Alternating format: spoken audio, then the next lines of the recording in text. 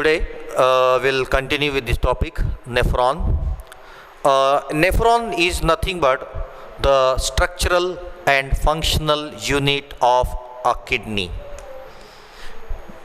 We have discussed in earlier part कि kidney is the organ which starts to separate, which collects and eliminates the nitrogenous waste. यानी kidney जो काम कर रही है, क्या काम कर रही है कि जो ब्लड के अंदर अनवांटेड नाइट्रोजिनस वेस्ट कचरा है, उस कचरे को ब्लड को किडनी को पहुंचाया जाता और किडनी के अंदर वो कचरे को साफ करना, अलग करना, अच्छी चीज़ को ख़राब से चेंज करना, अलग कर कर उसको जमा करना, जमा कर कर उसको बॉडी से बाहर फेंकना। लेकिन वो एक्चुअल किडनी में कौन काम करता है, वो ये है नेफ्रॉन।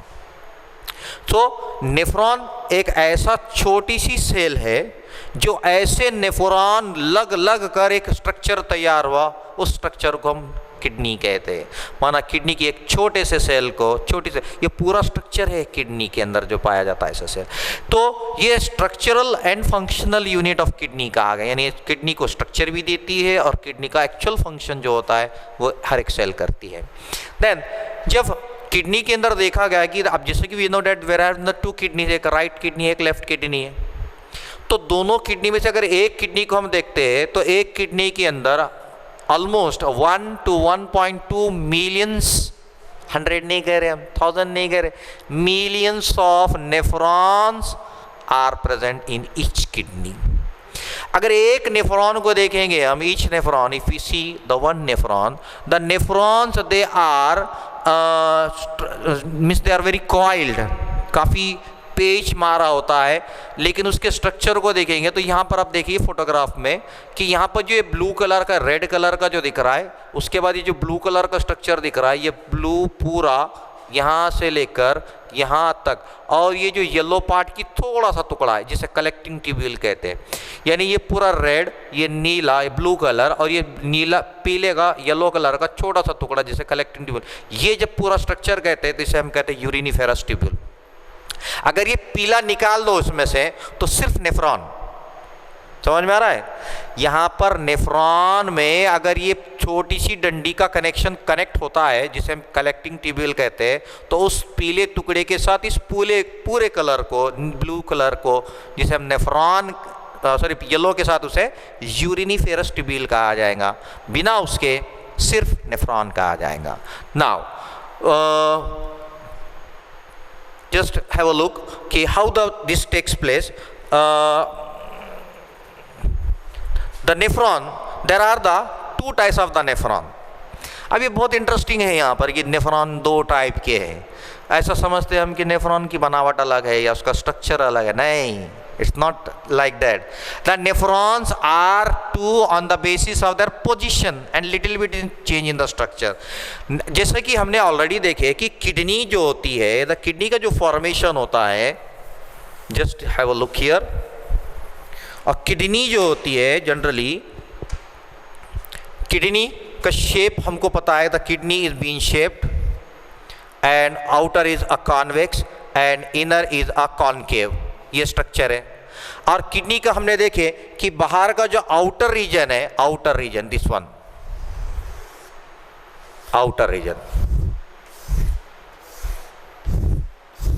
जिसे हम कॉर्टेक्स कह रहे हैं, we call it is the cortex, this is a cortex of a kidney. और उसके बाद हम अंदर होता है जिसे हम कहते हैं medulla, this is the medulla, medullary region of the kidney. Okay, this is the medulla.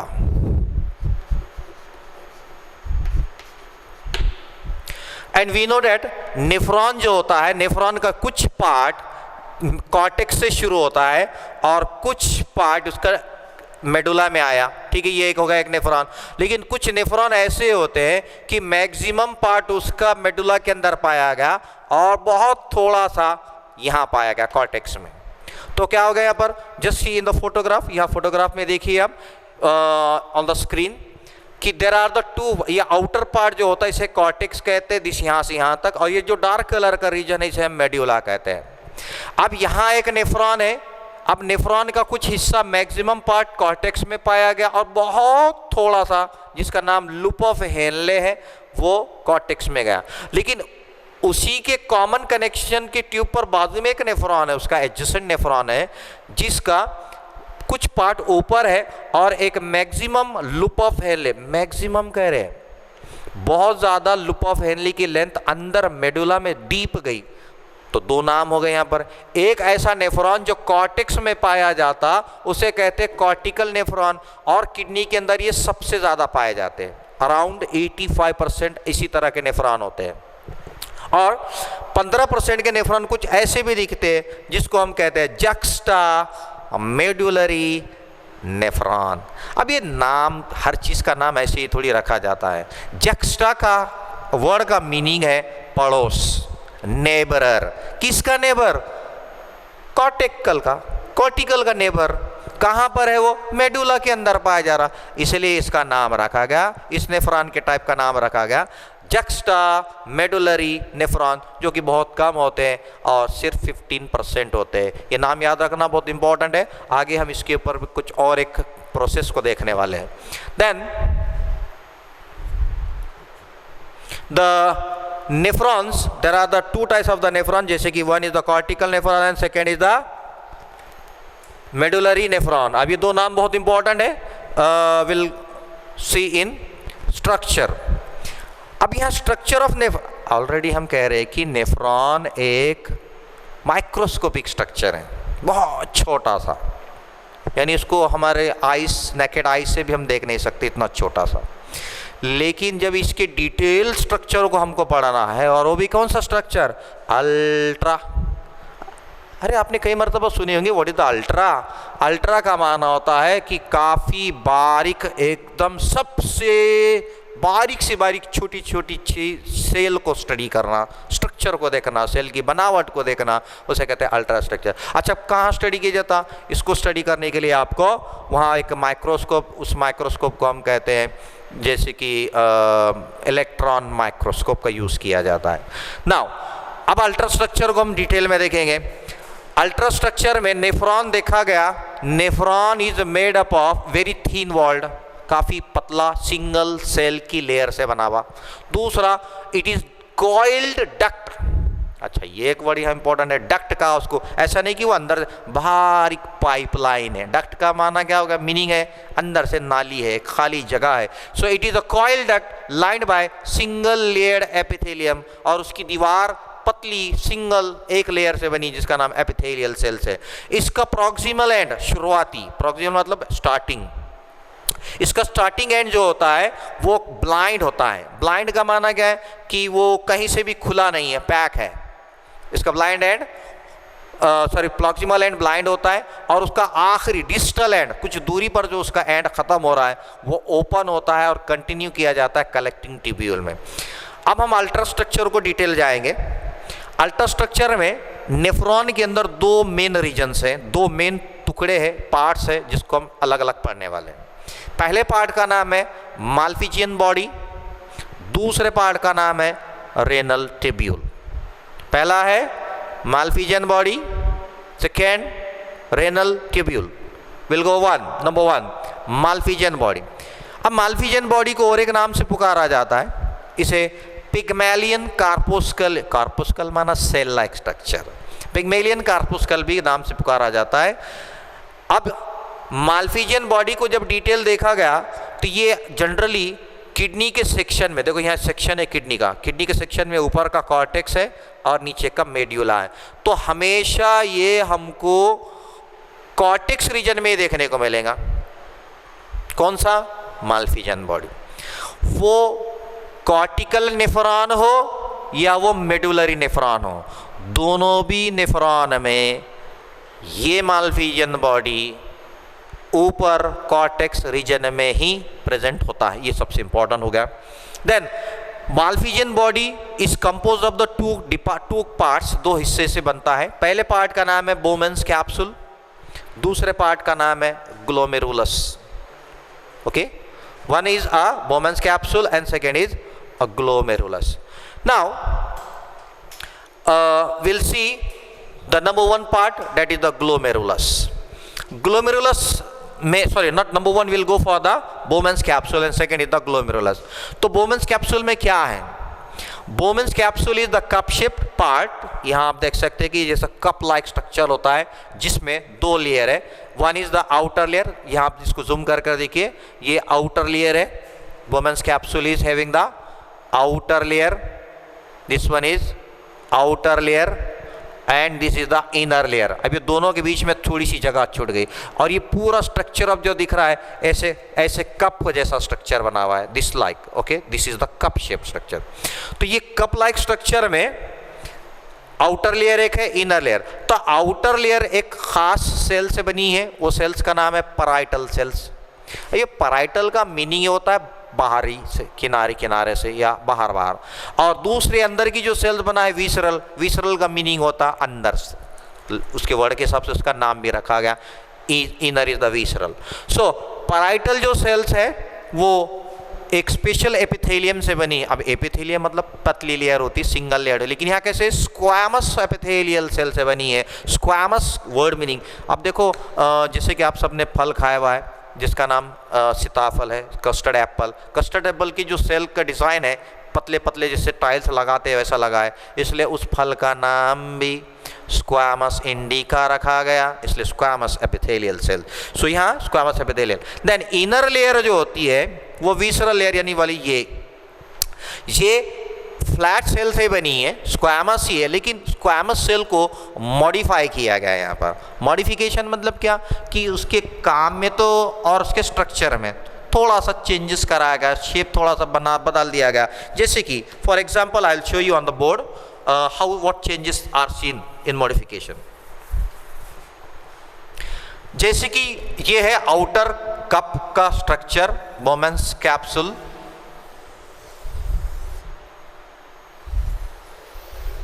Bowman's capsule में यह है आउटर सेल्स के लेयर जिसे हम पैराइटल सेल्स कह रहे हैं, ये इससे बनी हुई है सेल्स की लेयर पैराइटल सेल, और अंदर की एक लेयर है जिसे हम कहते हैं विसरल सेल, ये है visceral cell. Normally diagram draw कर रहे हैं हम ऐसे कि ये ऐसे होना चाहिए, यानी जस्ट हैव अ लुक कि डायग्राम में एक सेल नॉर्मली ऐसी थी, स्क्वामस एपिथेलियल सेल, ये पैराइटल वाली, लेकिन विसरल सेल में क्या किया गया, ये सेल की लेयर ऐसी होना था तो इसको थोड़ा मॉडिफाई किया गया, ऊपर की तरफ से उसके स्ट्रक्चर को ऐसे बनाया गया कि सब modified pores are form. Pores means appendages like structures का फॉर्मेशन किया, इसलिए इसे पोडोसाइट मतलब cell with a pores formation किया गया। ये स्पेशल सेल है, ये खास काम करते, they perform the function of असम फिल्ट्रेशन, इसलिए हम उसको डिटेल देखेंगे।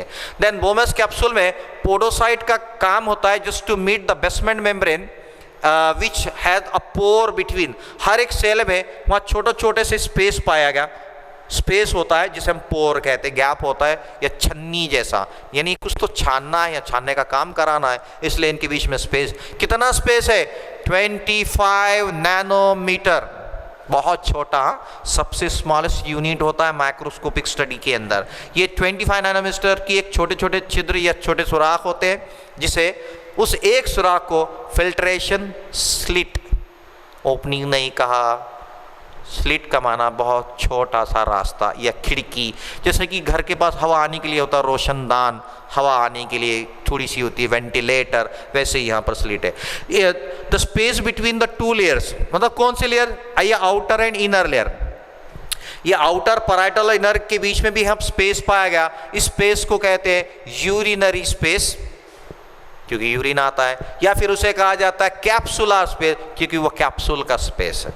देन दूसरा पार्ट हम देख रहे हैं कि माल्फिजियन बॉडी में 2 पार्ट है, एक है बोमेन्स कैप्सूल, कंप्लीट हो गया, दूसरा पार्ट है उस कप के अंदर, यानी कप के अंदर, इस कप के अंदर वहाँ कुछ रखा जाता है, उसे कहते हैं ग्लोमेरुलस। तो क्या है glomerulus? It is a not of 50 capillaries, जैसे कि यहाँ फोटोग्राफ में दिखे, just you can see here in this photograph you can see the blood vessel is coming, और ब्लड वेसल है वहाँ पर कैपिलरीज फॉर्म कर एक छोटा सा गार्ड जैसा स्ट्रक्चर बन जाता है 50 कैपिलरीज का, और वहाँ से फिर वो बाहर निकलता है। ये जो कप के अंदर यहाँ बन गया, ये कैपिलरीज का एक नेटवर्क बन गया, उस नेटवर्क को कहते हैं ग्लोमेरुलस। इसके अंदर एक ब्लड की वेसल अंदर एंटर कर रही है जिसका नाम है एफरेंट आर्टेरियल, अंदर आती है, कैपिलरीज का फॉर्म करती है, कैपिलरीज बारीक ब्लड वेसल्स होते हैं, और बाद में रीयूनाइट होकर बाहर निकलती है जिसका नाम है इफरेंट आर्टेरियल। अंदर आई एफरेंट आर्टेरियल, कैपिलरी का नेटवर्क बना ग्लोमेरुलस, बाहर निकला इफरेंट आर्टेरियल। एफरेंट का माना आना, इफरेंट का मीनिंग होता है जाना, इसलिए इसके नाम ऐसे रखे, आने वाली और बाहर जाने वाली। यहाँ पर हम देखते हैं कि जो ब्लड वेसल ब्लड अंदर लेकर आ रही है, यानी ये एफरेंट वाली, इसका जो ब्लड वेसल का डायमीटर है और जो बाहर निकल रही है लेकर जा रही है उसका जो डायमीटर है वो डिफरेंट है दोनों में। आने वाली का डायमीटर थोड़ा बड़ा है एज कंपेयर टू, तो जाने वाली का डायमीटर थोड़ा छोटा होता है। देन ग्लोमेरुलस के अंदर की जो कैपिलरीज है, यानी जो ब्लड के कैपिलरीज का नेटवर्क फॉर्म किया जा रहा है अंदर, जहाँ ये यानी ये कैपिलरीज का जो नेटवर्क है, इसको यहाँ देख रहे हैं हम। ये कैपिलरीज की दीवार पतली होती है, सिंगल वॉल से बनी होती है। हमको सबको पता है कि capillaries are made up of only single endothelial flat endothelial cells, single layer होती है, और इनके बीच में भी छोटी छोटी गैप होता है, दीवार के अंदर स्पोर्स होते हैं, बहुत छोटे से, छन्नी जैसा कपड़े चाय छानते हैं ना, वैसी बारीक सी उनके अंदर छोटे छोटे पोर्स होते हैं, माइन्यूट पोर्स आर देयर, और हर एक पोर का साइज ऑलमोस्ट अराउंड 0.1 माइक्रोमीटर इतना उसका डायमीटर होता है। और इस एक पोर को वहाँ ग्लोमेरुलर स्लिट कहते हैं। पहले वाले में फिल्ट्रेशन स्लिट थी छानने का, और ये ग्लोमेरुलस में इसे ग्लोमेरुलर स्लिट कहा जाता है। देन जैसे कि हमने स्टार्ट किए थे, हर एक नेफ्रॉन दो पार्ट से बना हुआ है। एक है मालफिजियन बॉडी, कंप्लीट हो गया। दूसरा है रेनल ट्यूब्यूल, अब हम देखने वाले। तो रेनल ट्यूब्यूल के अंदर तीन पार्ट्स होते हैं। पहले पार्ट का नाम है पीसीटी, दूसरे का नाम है लूप ऑफ हेनले, तीसरे पार्ट का नाम है डीसीटी। जस्ट यहाँ फोटोग्राफ में देखिए आप, यहाँ पिक्चर में आपको नजर आएगा ये किडनी का सेक्शन कट करने के बाद यहाँ हमको देखने को मिलेगा कॉर्टेक्स का रीजन, मेडुलरी रीजन। कॉर्टेक्स में पाया जा रहा है ये इतना जो हम यहाँ दिख रहे हैं ना, ये था मालफिजियन बॉडी जो हमने कंप्लीट की। अब यहाँ से चालू हो रहा है, यहाँ से यहाँ तक पीसीटी प्रॉक्सिमल कॉन्वोल्यूटेड ट्यूब्यूल, उसके बाद है यहाँ से ये बारीक जो दिख रहा है यहाँ से तो यहाँ तक, इसे कहते हैं लूप ऑफ हेनले। उसके बाद यहाँ से चालू हो रहा है, फिर मेडुला से कॉर्टेक्स में आया यहाँ तक, इसे कहते हैं डिस्टल कॉन्वोल्यूटेड ट्यूब्यूल यानी DCT. Okay, so these are the three names, PCT, loop of Henle and DCT. Now number 1, पहले इस पर जाएंगे हम पीसीटी पर।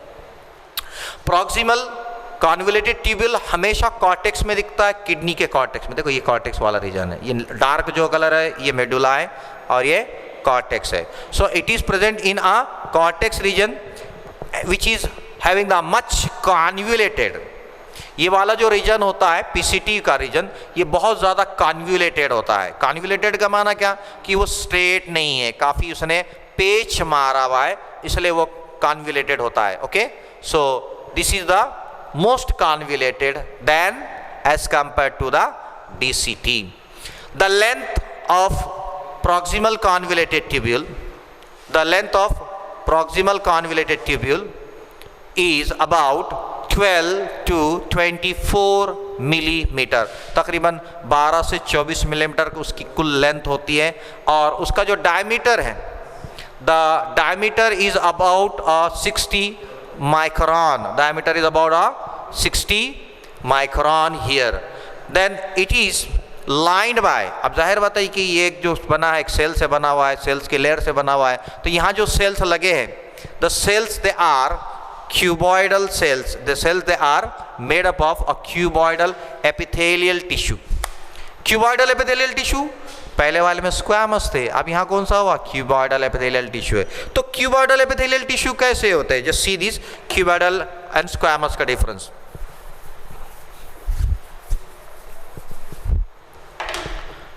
ये है यहाँ पर सेल मेम्ब्रेन, मेम्ब्रेन की पर्टिकुलर सेल, ऐसी सेल जिसका शेप जस्ट लाइक अ क्यूब, क्यूब जैसा होता है, बॉक्स लाइक होते हैं, ऐसे सेल्स को हम कहते हैं cuboidal cell, cube like cell.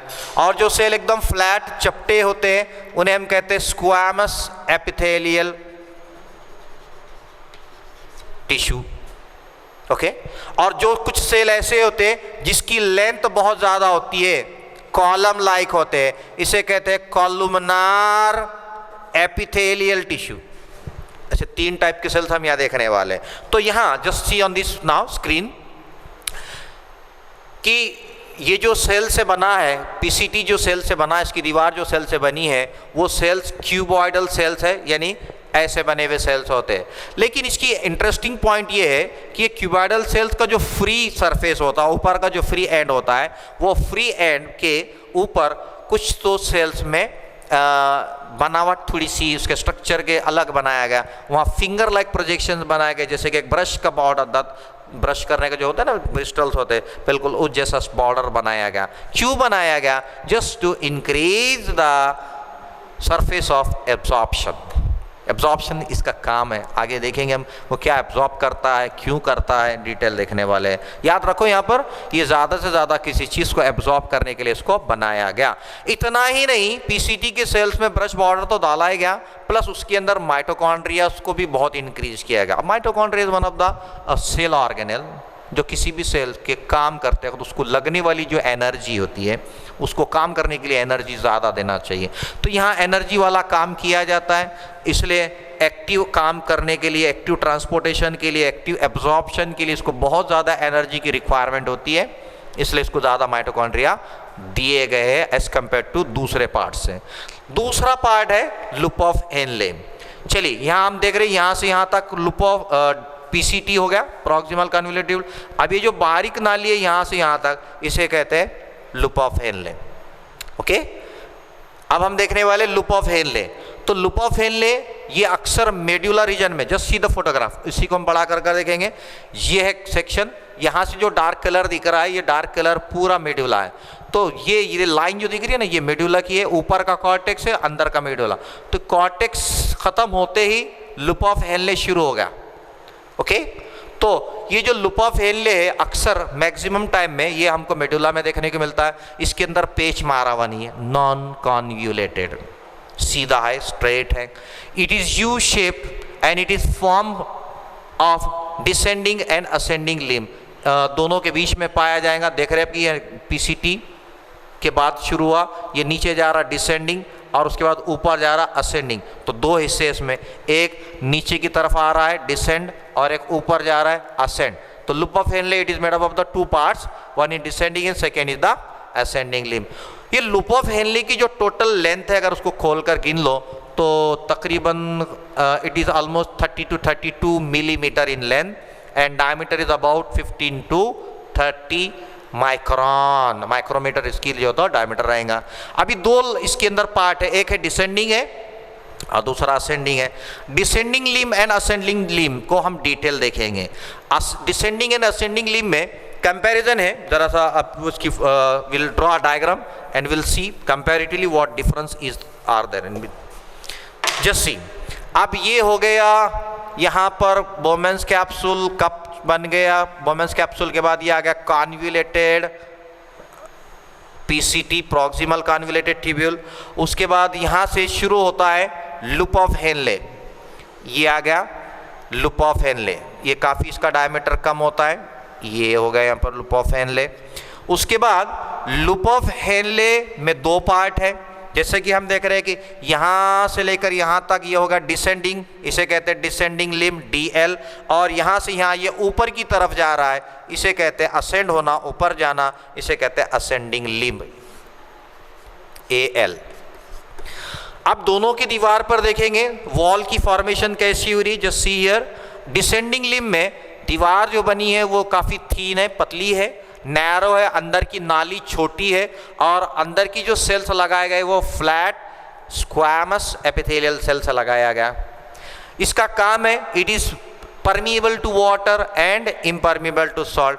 अब जाहिर बात है ये पतली दीवार होने की वजह से ये परमिएबल टू वाटर हो गई, लेकिन इसके अंदर नमक आ और जा नहीं सकता, इसलिए इम्परमिएबल। परमिएबल मतलब परमिशन देना आने और जाने की। असेंडिंग लिम्ब में it is made up of thick cells. इसके कंपैरिजन में उसके दीवार थोड़ी मोटी सेल से बनाई गई, वो सेल्स क्यूबॉइडल सेल्स होते हैं, और ये भी काफ़ी बारीक नाली है, उसके कंपैरिजन में इसकी नाली और बारीक हो गई। बाद में internally it is having the narrow space, it is impermeable to water. अब ये मोटी दीवार होने की वजह से ये पानी को परमिट नहीं करती, लेकिन सॉल्ट को परमिट करती है, ये यहाँ पर इंटरेस्टिंग है। Hence it is also known as the diluting limb of nephron. किसे का? डिसेंडिंग लिम्ब को, सॉरी असेंडिंग लिम्ब को। असेंडिंग लिम्ब जो काफ़ी थिक वॉल्ड है, जिसके अंदर नैरोइंग कराया गया, और जो सॉल्ट को परमिएबल है एंड वाटर को इम्परमिएबल है, उसको और एक नाम से पुकारा जाता है। It is also called as diluting limb of nephron. Dilute का मीनिंग क्या होता है? The actual meaning of dilute के मतलब कि उसका कॉन्सेंट्रेशन, वो यूरिन पतला होना चाहिए या गाढ़ा होना चाहिए, ये वो जगह है वो डिसाइड करती है। देन यू शेप जो लूप होता है नीचे की तरफ का, it is provided with a capillary network called as the vasa recta. Just see in this photograph. अब दो टाइप के नेफ्रॉन हैं, यहाँ बड़ा क्लियर पॉइंट है, कंसेप्ट है कि अक्सर देखा गया कि कॉर्टिकल नेफ्रॉन का जो लूप ऑफ हेनले है वो ज़्यादा लंबा नहीं होता और मेडुला में ज़्यादा डीप नहीं जाता, लेकिन जो जक्स्टा मेडुलरी नेफ्रॉन है उसका लूप ऑफ हेनले बहुत डीप जाता है मेडुला में।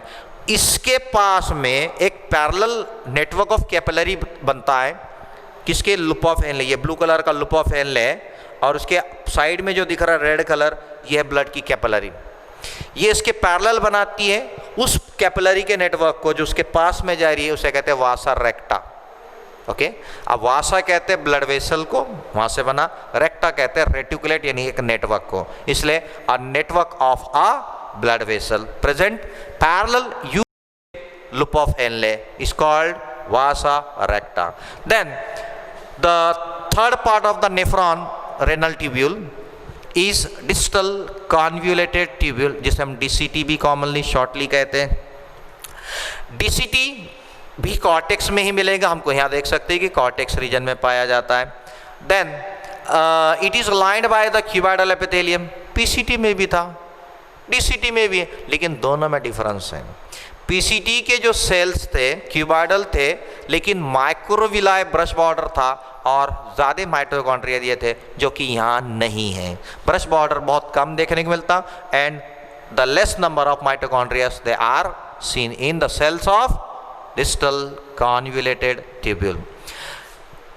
It forms a very close contact with a glomerulus of same nephron to form a complex structure called juxtaglomerular apparatus, JGA.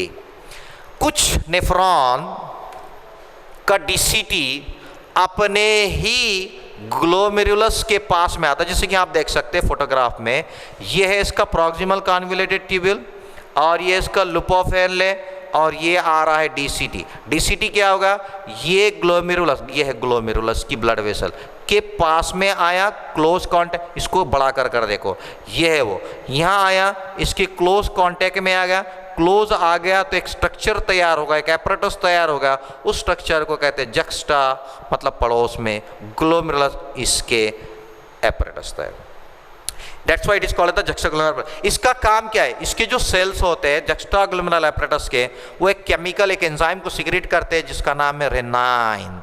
बहुत इंपॉर्टेंट सिक्रीशन है, इसको हम आगे और डिटेल में पढ़ने वाले हैं। So JGA secrete the enzyme renin, जिसका काम है to control the blood pressure in kidney. ज़रूरी है किडनी के अंदर, क्योंकि छानने का काम होता है, फिल्ट्रेशन का काम होता है, ब्लड के प्रेशर को मेंटेन करना पड़ता है, वो मेंटेन करने में इसका काफ़ी रोल होता है रेनाइन का। ये है वो।